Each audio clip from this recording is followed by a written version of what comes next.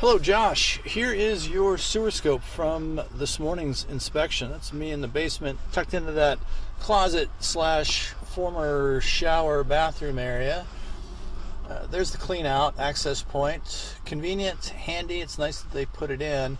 A lot of times people will just enclose that main sewer stack in the wall and you have no way to get at the access point. So after a quick maybe 6 feet of cast iron, we're into clay right off the bat. I'm going to pause here just a second to turn some water on, dropping down into that initial spot. There are a lot of cobwebs in there, so it's kind of fogged over my camera lens. So I'm going to take a pause here for just a second to turn on some water. Hang in there if you would.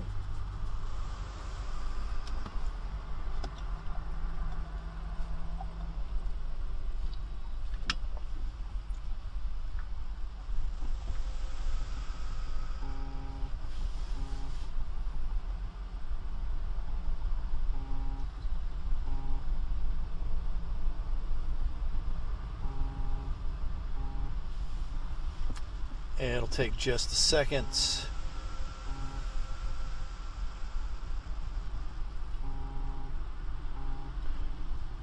So I turned the water on in the utility sink in the basement. You'll see where the entry point into the pipe is once this gets up to us and everything gets cleared out.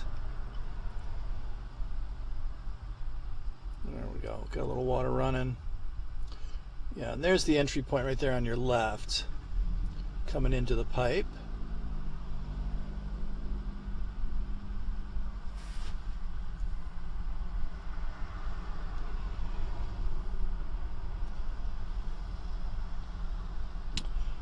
First indication of any kind of root growth.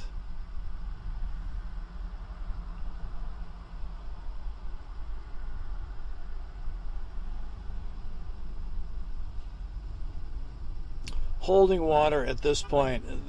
This happens a number of places throughout the pipe, just for the simple fact that the water is getting held up by roots. The roots tend to catch paper products. There's some root growth right there. Some of the root growth, I would say, in probably a half a dozen places, it's 3/4 around the diameter of the pipe filled in or more. You'll see as we move up a little bit more in the pipe.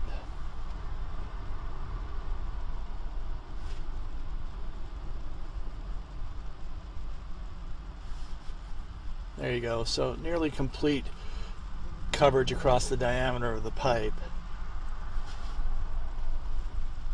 Underwater at this point.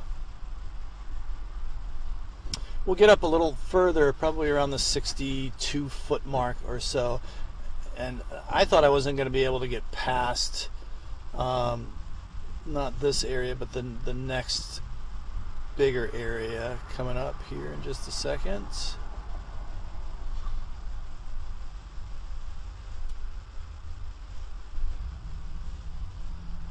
Yeah, I didn't think I was going to be able to get past this part, but eventually I will sneak past it, over it, around it, whatever. I tend not to like to use my camera head as a battering ram. If it's something soft like roots, it's really not that big a deal.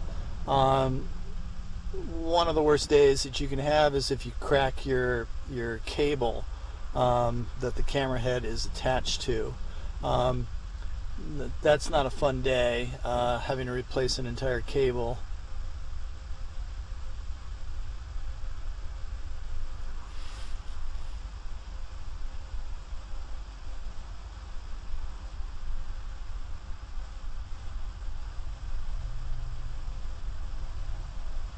Okay, so I was able to push past that part.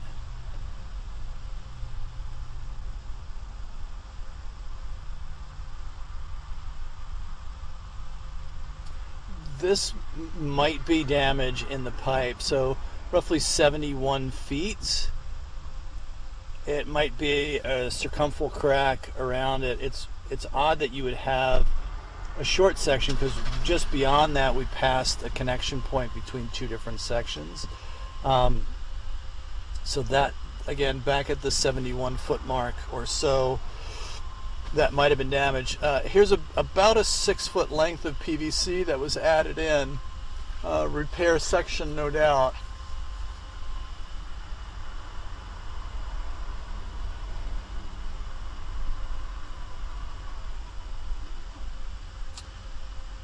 We're on that final downturn to the municipal connection.